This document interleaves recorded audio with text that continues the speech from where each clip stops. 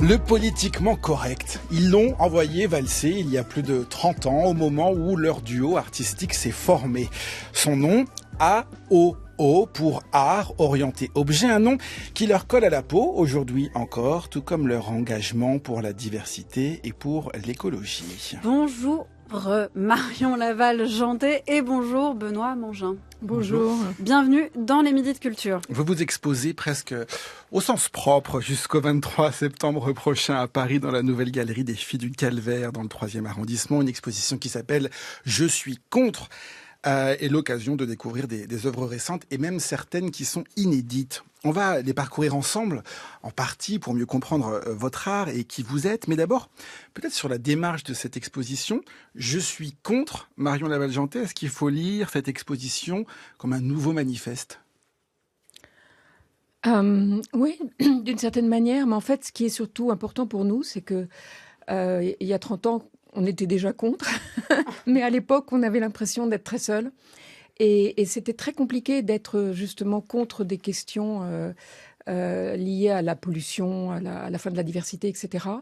Et ce qui nous réjouit d'une certaine manière, et c'est pour ça qu'on a exulté en utilisant ce terme « je suis contre », c'est que aujourd'hui, plein de gens sont contre aussi, et on rencontre enfin, on va dire, un public qu'on aurait bien aimé connaître depuis 30 ans pour que les choses soient différentes. Mais comment on peut être encore contre si tout le monde est contre ? Alors comment on se distingue ? Benoît Mangin, allez-y, lancez-vous. Le titre est à la fois polémique et volontairement humoristique, surtout quand on descend un peu dans le détail au fur et à mesure de l'exposition. Et il peut y avoir un côté un petit peu surréaliste, voire absurde, parce que quand on dit au même niveau qu'on est contre les sardines en boîte et qu'on est contre la fin du monde, et certains qu'être contre la fin du monde, c'est un point de vue même pas moral, puisque c'est quelque chose qui risque de monter devant nous d'une manière inexorable. Et donc voilà, l'idée c'est que les gens finalement est à la fois l'œuvre, quand ils voient l'exposition, est à la fois l'œuvre, son titre, parce qu'on a toujours apporté une grande importance aux titres qu'on choisissait. Ils sont souvent très signifiants. Enfin, on est contre le sans-titre, justement, qui a prévalu dans l'art contemporain pendant des décennies et des décennies. Donc nous, au contraire, on assume les titres. Et là, on a donné finalement une sorte de surtitre à chaque fois pour indiquer une lecture ou provoquer une réaction. Mais les gens sont libres, finalement.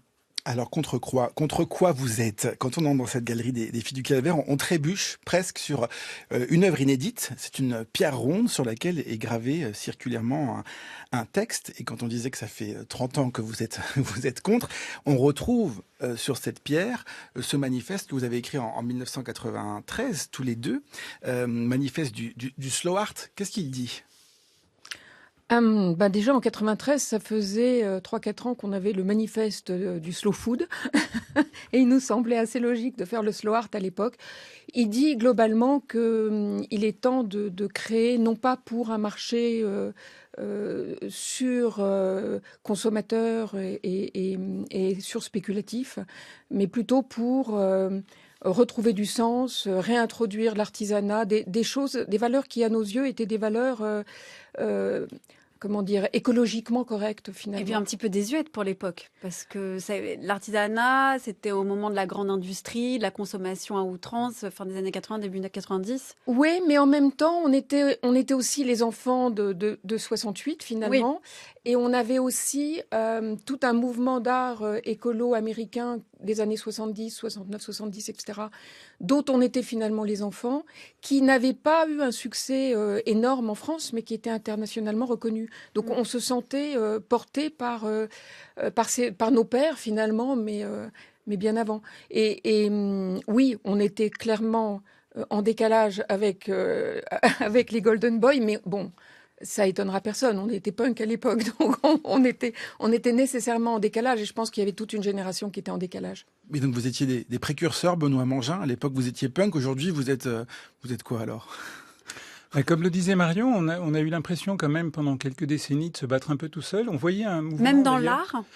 Surtout dans l'art. Surtout dans l'art, Surtout pas dans l'art, seulement oui. d'un point de vue politique ou médiatique où l'écologie était moins sur le devant de la En scène. fait, on assistait à des sortes de flux et de reflux, c'est-à-dire que, mettons, sur 2-3 ans, les gens semblaient commencer à s'intéresser à l'écologie, et puis après, il y avait un problème plus urgent, donc plus humain, entre guillemets, puisque les gens ont toujours opposé finalement la biodiversité à l'anthropisme, à l'anthropocentrisme, et du coup, ça repartait complètement dans l'autre sens. L'écologie, il fallait même plus en parler en art, en fait. Il y avait des dictats comme ça. C'était considéré comme politique, c'est ça qui était dérangeant. Et finalement, l'art politique avait fait son temps. C'est aussi ça qui fait qu'on était décalé. Et quand on dit « je suis contre », c'est parce qu'effectivement, on n'a jamais eu peur finalement d'avoir une option narrative et politique. Comment vous expliquez d'ailleurs que l'art n'a plus été politique à un moment donné ? Comment ça se fait que ce soit passé de mode ? Ok, il y a des modes, il y a des courants, il y a des époques, mais pourquoi l'art a été dépolitisé ? Il a été rejoint, je pense, par un phénomène qui était la tendance. C'est-à-dire que l'art a été un peu confondu avec la question de la mode, et notamment du langage de l'époque. Et le langage de l'époque ne se voulait soi-disant pas politique, parce qu'il y avait toutes sortes de raisons de produire de l'art qui étaient plaire à des collectionneurs, être introduit dans des musées, etc.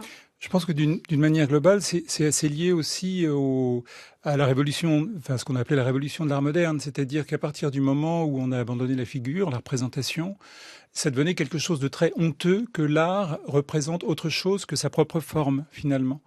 Et vous avez d'ailleurs beaucoup de critiques d'art qui se sont vigoureusement opposés à un art signifiant, à la façon de parler d'un art de manière narrative ou politique. Il fallait absolument n'analyser que la sensation, que la forme, et surtout pas le discours, la politique. Et il y a même encore aujourd'hui un grand déni et des attaques assez répétées contre l'art conceptuel, qu'il soit historique ou actuel. Alors évidemment, depuis que vous avez mis en place ce manifeste, très concrètement, ça veut dire que vous travaillez avec des objets qui existent déjà, des objets recyclés. Alors évidemment, ça paraît aujourd'hui totalement évident. On se dit, mais comment on n'y a pas pensé plus tôt? Mais vous y aviez pensé il y a 30 ans.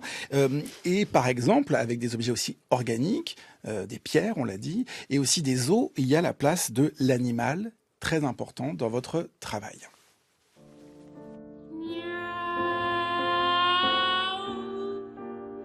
Bien sûr, on a fait plein de choses avec les animaux, à tel point qu'on peut même se demander si, contrairement à la problématique du propre de l'homme qui cherche absolument à trouver ce qui nous différencie de l'animal et qui voit l'hominisation, c'est-à-dire la façon dont nous sommes devenus humains contre l'animal, en fait, il faudrait pas repenser l'humanisation dans une autre perspective, c'est-à-dire non pas contre l'animal, mais tout contre l'animal, c'est-à-dire avec l'animal. Et on peut se demander dans quelle mesure est-ce que l'animal n'est pas une partie constituante de notre identité.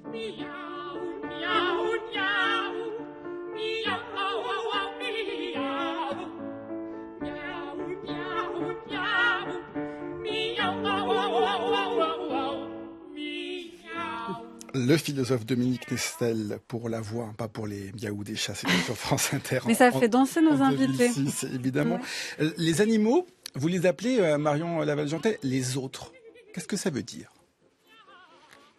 Dans les autres, je rentre énormément de choses. Les animaux, les arbres, tout ce qui est vivant. Et on pourrait même mettre les esprits pendant qu'on y est. On pourrait mettre nous alors aussi, les humains. Oui, mais on fait partie des humains. Donc c'est difficile de les appeler les autres, sauf si on repart dans une qualification anthropologique où on va dire les autres, c'est ce qui n'est pas sa propre famille. Oui, tout type de minorité humaine aussi nous intéresse. C'est vrai qu'on a travaillé avec la question des enfants, les prisons, etc. Ou les cultures, évidemment, qui étaient des cultures forestières qui disparaissaient, donc les pygmées et un certain nombre de gens vivant d'une manière différente de l'Occident. Oui, en fait, les autres, c'est ce qui est intéressant, parce que soit, finalement, on en fait le tour assez rapidement. Ah ouais, vous trouvez ? Personnellement, vous, oui. Marion Lavaljantet, vous n'avez pas fait le tour rapidement. Vous-même, Nicolas disait que vous aviez expérimenté sur du vivant. Le vivant, c'est aussi vous. Tout à fait. Oui, non, mais on s'utilise aussi effectivement comme modèle d'étude, aussi bien sur le plan psychologique, mythologique que biologique, parce que c'est on va dire, éthiquement, personne va nous reprocher de nous exploiter nous-mêmes. Chaque fois qu'on travaille sur les autres avec eux, c'est toujours plus délicat. Parce que c'est plus difficile, par exemple, Benoît Mangin, quand vous allez voir les vétérinaires et que vous leur demandez est-ce que je peux récupérer ce crâne du chien Du sang de panda pour faire, ou du sang de panda pour faire une œuvre. Le sang de panda, ça a été Ouais. très difficile, effectivement. Mais vous l'avez eu? Non, vous l'avez pas eu. Non. Sang de panda, pas possible. Du sang de cheval, mais peut-être qu'on y reviendra tout à l'heure. Mais sur, par exemple, ces sculptures qu'on voit dans l'exposition, alors il y a cette grande sculpture presque mythologique d'un, comment dire, Une hydre. une hydre, c'est ça, avec 5 têtes de chien, enfin crâne de chien que vous avez utilisé. Mais effectivement, là, éthiquement, on se demande comment vous faites pour faire accepter votre démarche. Déjà sur le processus, puisque vous en parliez, en fait, c'est pas si difficile que ça de convaincre finalement des vétérinaires de vous donner des choses qui pour eux sont un peu du rebut. La démarche qu'on a de recyclage, elle consiste justement à trouver des choses ou à aller les chercher. Et a priori, on n'a pas éprouvé de difficultés particulières. C'est plutôt moins difficile que de décider, par exemple, de travailler avec certains scientifiques dans des laboratoires et d'intervenir finalement dans leur protocole parce qu'il manque de temps, il manque d'argent, etc. Mais concrètement, est-ce que vous pouvez nous raconter comment vous est venue l'idée d'appeler un vétérinaire pour, par exemple, avoir accès à des rebuts, comme vous disiez, Benoît Mangin. Un matin, vous vous lancez, allez Marion appelle, j'ai trouvé un veto. Non, c'est toi, non, c'est moi. Ça part pas de l'objet, ça part de l'idée. C'est-à-dire que on éprouve le besoin de concevoir une hydre, et à partir de là, la question c'est avec quoi, comment on va s'y prendre. Disons qu'effectivement, un peintre au sens classique ou un sculpteur au sens classique a plus de facilité dans la mesure où il possède ses matériaux d'une certaine façon, ça fait partie, il possède ses outils et ses matériaux, il travaille dessus. Là, effectivement, dans le genre de démarche qu'on fait, il y a des matériaux qu'on conceptualise, qu'on imagine, et il faut aller les trouver. Mais je dirais que ça fait tellement partie pour nous, à la fois de notre démarche et même plus généralement de la démarche de l'art conceptuel contemporain. Moi, par exemple, c'est une pure anecdote, mais un des premiers travaux que j'ai fait après mes études, c'était de trouver pour d'autres artistes, par exemple, un manège forain, parce l'artiste en a besoin pour une installation, etc. Donc on a toujours baigné là-dedans, finalement. Mais ce qui se passe, c'est qu'en fait, on a un amour du vivant qu'on retrouve chez des gens qui sont éventuellement des vétérinaires ou des propriétaires de zoos ou autres, qui, quand ils se retrouvent avec un animal rare, par exemple, décédé dans le zoo, n'ont pas le courage de le brûler. Donc souvent, ces animaux sont simplement dépecés de telle sorte qu'ils conservent soit leurs os, soit leur peau.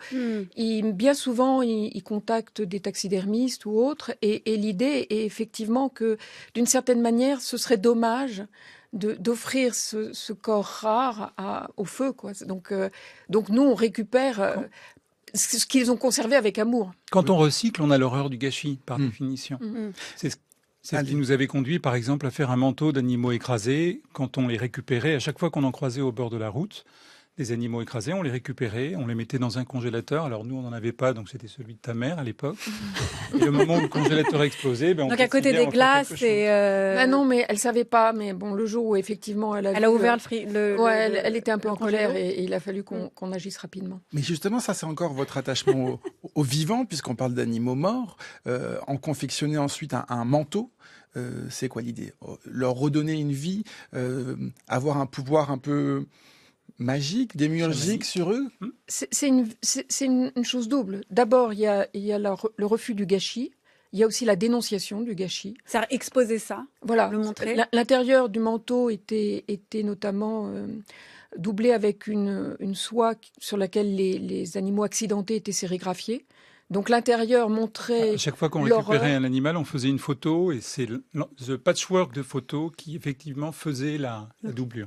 Voilà, donc on avait à l'intérieur l'horreur du gâchis, à l'extérieur, d'une certaine manière, sa transcendance, et en même temps son côté un peu inquiétant, parce qu'on gardait les queues, les pattes et compagnie.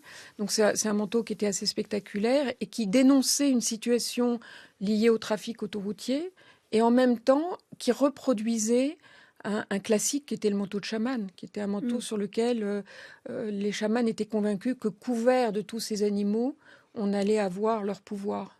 On les endosse, en fait, Voilà. au sens littéral du terme. Et qu'est-ce qu'ils sont devenus, ces manteaux? Vous en avez gardé certains, vous continuez à les exposer, justement sur le côté périssable de l'œuvre telle qu'elle.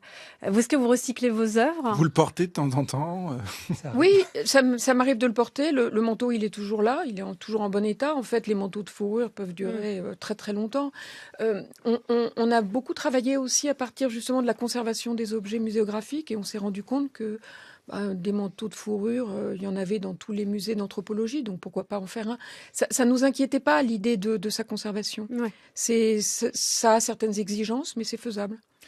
On voyage beaucoup dans cette exposition. On a aussi l'impression parfois d'être dans un musée d'histoire naturelle. Il y a quelque chose de naturaliste aussi dans votre démarche. Il y a je pense à ces sculptures qui sont présentées dans des meubles en verre avec ce bord en bois qu'on peut voir au musée d'histoire naturelle. Des sculptures que là, ce sont des sculptures que vous reproduisez, des squelettes que vous reproduisez, avec notamment cette girafe. Comme je suis vue, j'étais une girafe. Vous pouvez nous le décrire et nous dire qu'est-ce que ça veut dire, Marion Lavallejantet? Alors, c'est des petits squelettes qui sont fabriqués non plus avec des os d'animaux maintenant, mais effectivement sculptés dans du bois de cerf et du bois de renne. Et c'est avec des un travail de la matière qui trompe, en fait. On a vraiment l'impression que ce sont des os. Oui, c'est fait... Il y a même des gens qui nous ont demandé mais comment ils ont réussi à réduire l'échelle. En fait, on imagine... C'est un peu un downsizing. On était dans le downsizing. On imagine la girafe taille, je sais pas, ça fait 50 cm de haut, quoi. En fait, c'est bon. Moi, de toute façon, je suis née dans une famille où il y avait beaucoup d'anatomistes, donc les premiers dessins que j'ai dû faire, ça devait être des squelettes. Il y a pas beaucoup de surprises. Dans les faits, c'est très humoristique parce que c'est des visions que nous avons eues dans des rituels initiatiques, dans des rituels. On parle du Gabon, voilà, qu'on a subi au Gabon avec les Pygmées, et dans ces visions, voilà, je me suis vue centaure, Benoît s'est vu girafe, et donc on a là des hybrides qu'on ne pourrait pas réaliser autrement qu'en sculpture, puisque l'un a un torse de femme sur des jambes de cheval et l'autre a un torse de girafe sur des jambes d'homme. Vous vous êtes vu girafe, Benoît, et vous vous êtes vu Marion Lavallejantet? On se voit plein. En fait, on endosse, on incarne successivement beaucoup d'animaux différents. Donc... moi, au début, je me suis davantage vue gorille qu'autre chose. Mais... ouais. Et on pourrait presque plus parler d'une sensation que d'une vision. Puisque moi, je me suis demandé à un moment pourquoi je voyais les choses d'aussi haut. Et pourquoi j'ondulais comme ça, où le paysage semblait onduler de cette façon.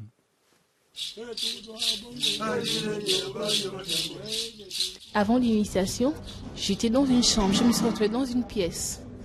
Elle était toute fermée, pas de fenêtre, juste une porte. Et c'était pas n'importe qui avait accès à cette chambre-là. C'était la dame qui nous initie, celle qui nous donne le bois. Maintenant, le grand jour, on nous emmène dans une rivière, une petite rivière. Là-bas, on va faire un bain avec une poule. C'est elle qui touffe le chemin pour manger le bois. Et la cérémonie commence aux alentours de 15h.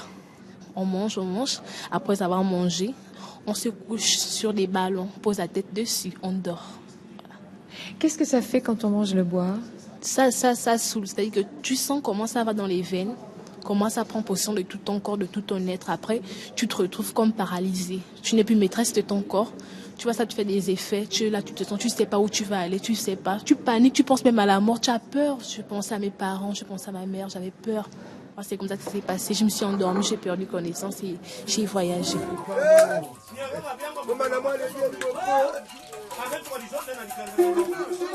Le voyage onirique de Liboga dans tout un monde en 2006 sur France Culture, c'est le récit de cette cérémonie Bwiti, à laquelle vous avez participé tous les deux. C'est d'abord vous, Marion Lavallejantet, qui avez expérimenté ça, et ensuite vous avez dit à Benoît, il faut que tu fasses comme moi. Allez, il faut plonger, il faut y aller. C'est compliqué si seulement l'un des deux a vécu cette expérience, parce que c'est une expérience qui est tellement forte qu'on ne peut pas y croire si on ne la voit pas soi-même. Enfin, on parlait de... C'est vrai que on parlait de l'autre tout à l'heure et de l'altérité. Et c'est vrai que c'est quelque chose qui imprègne tellement toute notre démarche, tout notre travail, mais effectivement, on est un autre aussi pour soi-même. Et la base de notre travail, c'est effectivement de choisir des terrains d'études, des terrains d'expérimentation pour aussi en apprendre à la fois plus sur l'autre, sur nous aussi et sur nous en tant qu'autres. Et là, l'expérience en 2003, effectivement, du Bwiti des Pygmées était véritablement...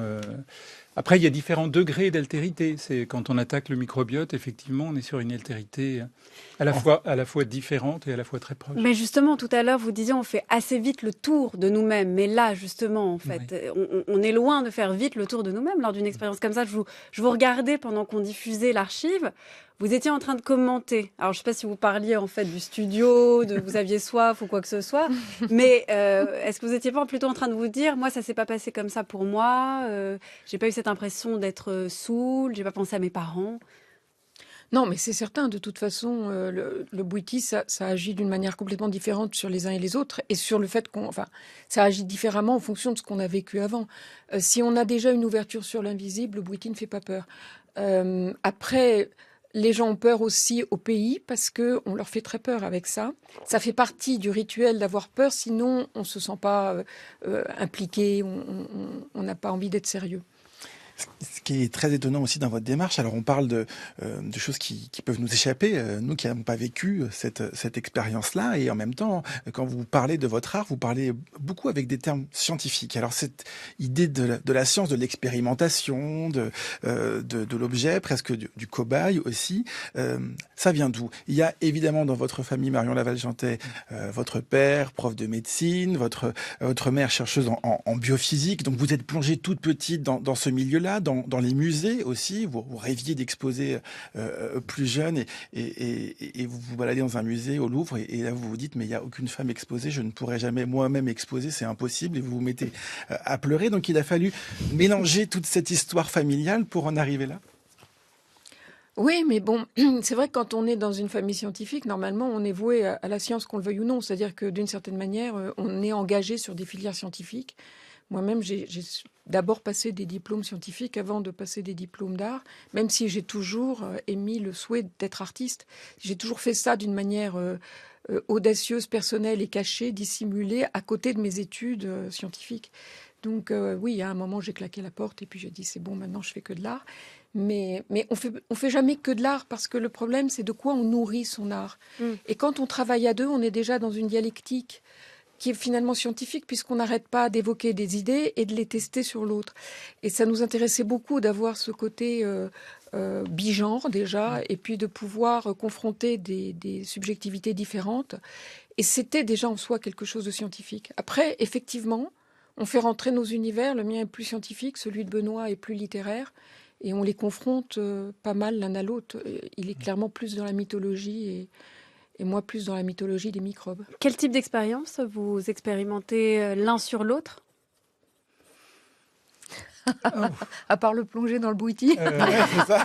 Bah ça déjà, c'est une belle expérience. Par exemple, un matin. Je me suis vengé ensuite en la piquant pour un projet ultérieur, sur le projet du cheval. Alors racontez-nous. Mais ça vient d'où? Alors qui a eu cette idée? Oui, ce projet du cheval. D'abord, vous vouliez du sang de panda, si je dis pas de bêtises. Non, mais c'est vrai que c'est amusant parce que ce que disait Marion, à un moment, on avait fait un projet qui impliquait le généticien Axel Kahn, et lors du petit film qu'on avait fait, etc., il revenait toujours sur une phrase: on va en parler en conseil de labo. Puis on se regardait avec Marion, mais en fait, nous, c'est des conseils de labo qu'on fait tous les jours. Mais à deux. Voilà, à deux. À deux ou plus, si on travaille avec des scientifiques, on les introduit dans nos conseils de labo. Et du coup, c'est effectivement un petit peu, je dirais, comme une espèce de longue histoire qui se déroule et qui a des étapes. Le cheval, il est venu avec une maturation assez lente. Il y a toutes les expériences éthologiques qu'on avait faites en utilisant des leurres pour communiquer avec des animaux. C'est des choses qui se construisent petit à petit jusqu'à ce qu'un projet, finalement, il est venu très tôt. Il est venu très tôt. Il est venu en 2003 lors de l'exposition, la première exposition d'art biotech qui a eu lieu à Nantes. Au lieu unique, avec Jens Hauser comme commissaire. Dans les faits, à l'époque déjà, je souhaitais que l'autre vive en moi, et donc j'avais déjà proposé que le panda vive en moi. Ça avait une dimension encore supérieure à mes yeux, puisque c'était une espèce en voie de disparition, mais qui était désignée comme telle par les humains, et donc elle était devenue emblématique du WWF, etc. Bon, j'avais pas prévu effectivement à l'époque que j'avais pas conscience que tous les pandas du monde appartenaient à la Chine et qu'on pourrait pas faire ce qu'on voulait. Donc on s'est retourné vers la plausibilité, on va dire la plus grande, qui était sur quoi travaillaient les gens dans les laboratoires. Et les gens travaillaient beaucoup sur des animaux domestiques, mais certainement pas sur des animaux rares comme le panda. Et donc, du coup, le panda, c'est pas possible. Vous vous retournez vers le cheval, si je puis m'exprimer ainsi. Et qu'est-ce que vous ressentez au moment où Benoît vous injecte ce sang de cheval qui a été un peu modifié tout de même? Alors, c'est un sang de cheval dont on a supprimé les macromolécules, les érythrocytes. Comment on fait d'ailleurs pour faire ça? Oh bah, c'est très simple, c'est fait par centrifugeuse. Ah ben ok. Ouais, non, mais c'est intéressant comme question, pardon. Non, c'est tout à fait, la réponse. mais C'est très simple. rarement. C'est très simple. Très simple. Mais non, mais c'est vrai que là, on fait un projet qui, a priori, est beaucoup plus complexe sur l'odeur de sainteté avec une souris. Et là, c'est beaucoup plus compliqué, mais en même temps, ça reste de la cuisine en laboratoire. Racontez-nous cette odeur de sainteté. Et après le cheval, Et quand après même. le cheval. Mais oui, ou Alors, avant. finissons sur le cheval. Finissons sur le cheval. Ben, en fait, moi, je suis pas très craintive. C'est vrai que on m'a beaucoup condamnée quand j'étais enfant en me disant que je ne dépasserais pas les 10 ans, puis les 18, puis finalement, je suis toujours là. Pourquoi? Parce que vous preniez beaucoup de risques?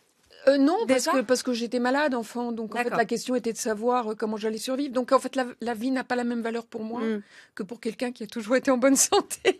Je veux dire, je me suis toujours attendue Comme au moi, pire. par exemple. Voilà.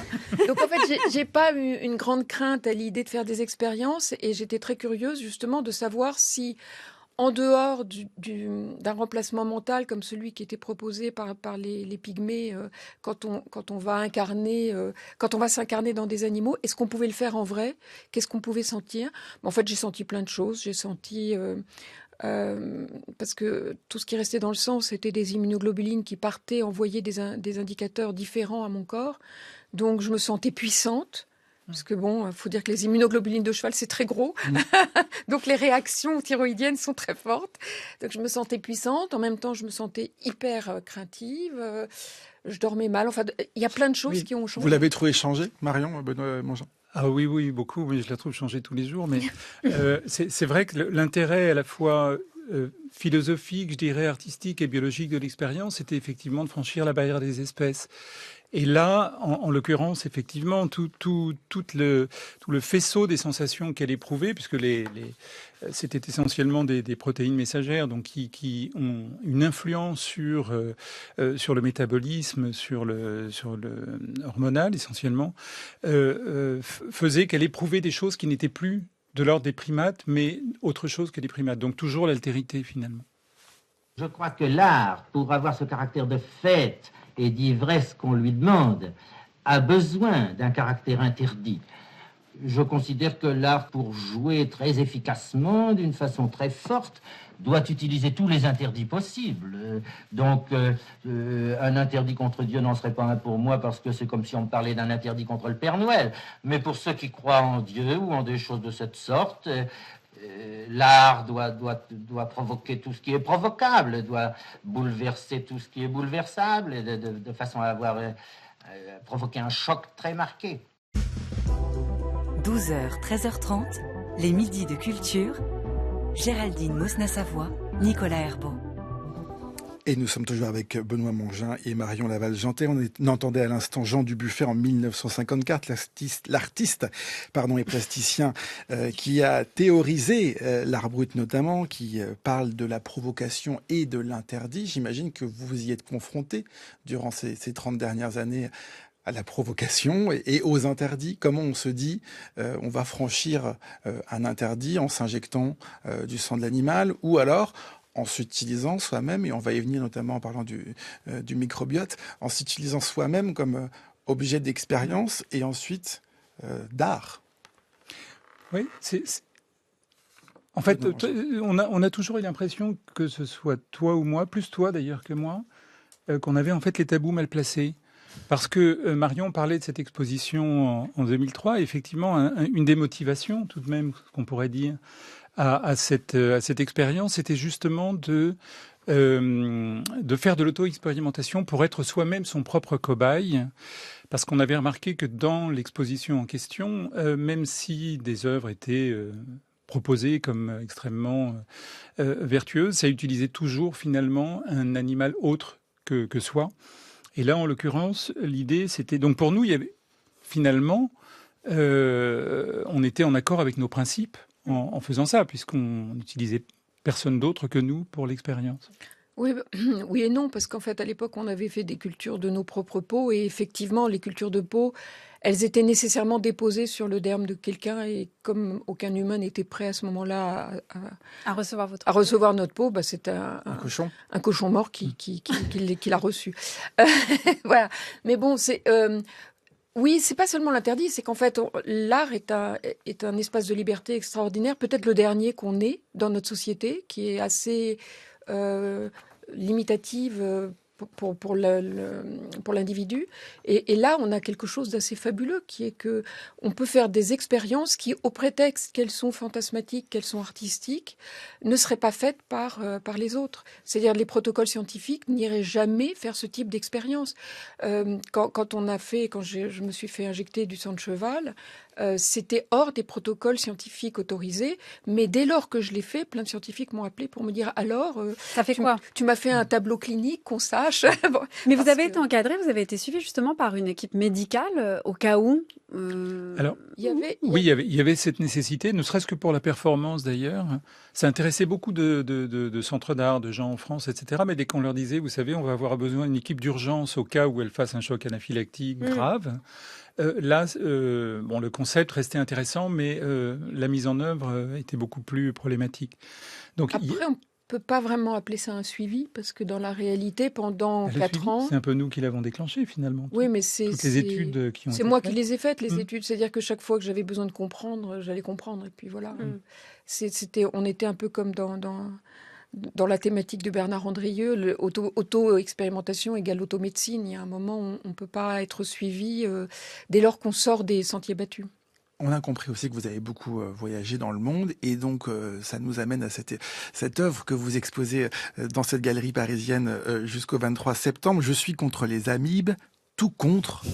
On a bien compris qu'il y avait un rapprochement très fort. Vous êtes les premiers Européens à avoir envoyé vos microbes intestinaux à San Diego. C'était pour une grande cartographie mondiale. Ce qui en ressort, c'est une sorte de graphique avec à chaque fois le microbe et où vous pensez, vous savez, vous imaginez l'avoir attrapé. Oh, les microbes sont très localisables, c'est ça qui est très intéressant, parce que et finalement, quand on se balade, on les attrape, on les ramène avec soi. Ça nous a permis de faire une nouvelle merde d'artistes à l'heure de la globalisation, en référence à la merde d'artistes de Manzoni, tout en se posant la question. Manzoni est mort jeune, tout en ayant un microbiote qui était européen. Qu'est-ce que ça donne pour nous qui avons travaillé à l'étranger, qui avons été anthropologues, qui nous sommes beaucoup baladés? Qu'est-ce qu'on connaît des conséquences de ces modifications microbiotiques? Je pense qu'on n'aura jamais eu de microbiote aussi complexe que ceux de nos contemporains. Et possiblement dans le futur, si on n'a plus le droit de voyager à cause des prescriptions du GIEC, peut-être que on aura été la seule génération à avoir ce microbiote très particulier qui est bouleversé. Après, c'est une chose qu'on a aussi aggravée avec une expérience qui était une greffe de microbiote centrafricain, justement. Et pour voir comment la radicalisation de cette modification pouvait révéler des réalités qui nous échappaient. D'où le tout contre. D'où le tout contre, puisque vous vous retrouvez effectivement totalement impliqué, totalement entouré de microbes presque. Ouais, je les porte. En fait, je pense qu'on les porte tous. Après, ça m'a permis de creuser, de me rendre compte que sur le plan médical, ça révélait beaucoup de choses qui possiblement allaient être découvertes prochainement et qui nous permettraient de nous soigner. Marion Lavaljanté, vous avez dit tout à l'heure que l'art était un des seuls espaces où on pouvait être totalement libre. Est-ce que c'est véritablement le cas? Et est-ce qu'on peut toujours aller plus loin, en fait, à un moment donné? Est-ce qu'il n'y a pas une limite, de toute façon? Pas qu'on s'impose, mais en fait, juste aussi par manque d'idées, par manque de moyens, par possibilités qu'on ne peut pas, en fait, découvrir. Pas par manque de moyens, c'est clair. Ouais. Le nombre d'œuvres qu'on n'arrive pas à réaliser par manque de moyens ou par manque de disponibilité de personnes avec lesquelles on aimerait travailler, c'est énorme. Disons, on fait ce qu'on peut, ça c'est sûr, mais je pense qu'on a une liberté conceptuelle, mentale, supérieure, en ce sens que personne ne s'étonne que dans l'art, quelque chose puisse aller trop loin. Voilà, disons, c'est le seul endroit où ça semble acceptable. Mais on peut s'en offusquer, mais on l'accepte. Voilà, mais on a ça aussi dans la littérature. La littérature qui est un art a le droit d'aller très loin. Oui, et puis d'une certaine façon, on n'est pas attendu. Donc, je veux dire, quelqu'un qui a eu un prix littéraire, par exemple, on sait très bien qu'il est attendu sur le prochain ouvrage. Mais en réalité... On se dit quand même jusqu'où vous irez. Oui, voilà. On se dit quel sera le prochain stade où vous repousserez les limites encore, s'il y a des limites. Déjà, on se rend compte que chaque fois qu'on repose des limites, les gens ont du mal à les admettre. L'histoire de la souris en odeur de sainteté. Mais oui, on n'en a pas parlé. Elle a du mal à s'imposer. Oui, absolument. Parce que c'est une œuvre... En fait, c'est une œuvre qui est partie du fait que dans la culture en général, mais la culture chrétienne en particulier, la souris a toujours été considérée comme un suppôt de Satan. Et donc... Vecteur de maladie. Vecteur de maladie, elle mangeait nos graines, etc. Et donc, elle est représentée dans tout l'art comme l'image du diable, dans le retable de Mérode, dans plein d'œuvres. Et donc, on peut la tuer sans vergogne à partir de là. Et aujourd'hui, c'est assez peu connu, mais c'est dans la famille des souris qu'on a le plus d'espèces manquantes sur les listes de l'IUCN. Et donc, on peut se poser la question de sa réhabilitation, d'autant que finalement, c'est une martyre moderne, en ce sens qu'elle est largement utilisée pour les études scientifiques, biologiques, au profit des humains. Et l'idée, c'est donc de lui donner une bonne odeur, Benoît Mangin, pour terminer. L'idée, en fait, c'est de prendre ce qui, a priori, sont le plus mauvais, c'est-à-dire des Escherichia coli, et de les transformer au point qu'au lieu de sentir une odeur de décomposition, elles sentent une odeur de violette. Et ensuite de les faire ingérer à la souris de manière à ce que la souris ait des pains miraculeux, des fesses miraculeuses, et en puisse, odeur de sainteté. Voilà, soit vraiment en odeur de sainteté. Et là, l'odeur de sainteté, effectivement, est à la fois une littéralité et une image, puisque on sait qu'on est accepté ou non, selon qu'on l'est ou pas. Et puis vous reviendrez nous parler de ce projet-ci. Vous arrivez à le mener jusqu'à son terme. Merci beaucoup Marion Lavaljanté. Merci Benoît Mangin. Votre duo art orienté objet s'expose à la Nouvelle Galerie des Filles du Calvaire à Paris. Je suis contre, visible jusqu'au 23 septembre. Très rapidement, pour terminer, il faut faire un choix musical entre l'aigle, et le panda. Vous choisissez quoi? Le panda. Vas-y. J'en étais sûr.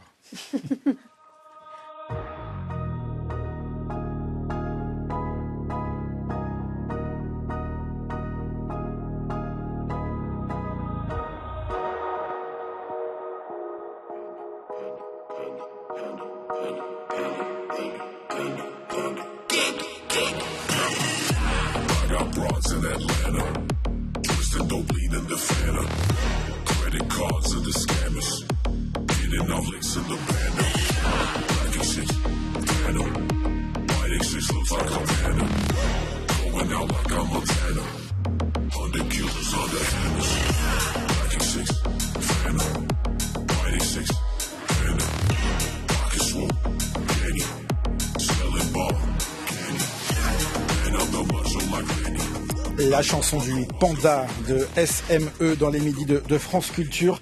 On ressent beaucoup de choses quand on va voir cette exposition. Alors allez-y, de la gêne, de l'inconfort et aussi de l'humour. On peut en rire. Un grand merci à toute l'équipe des Midis de Culture. Émission préparée par Aïssa Toundoy, Anaïs Isbert, Cyril Marchand, Zora Vignet, Laura Dutèche-Pérez et Manon de la Selle. L'émission est réalisée par Nicolas Berger ce midi et à la prise de son Grégory. Ou à lundi, cher Géraldine. À lundi, oui, et pas à demain. Non, pas à demain, à lundi.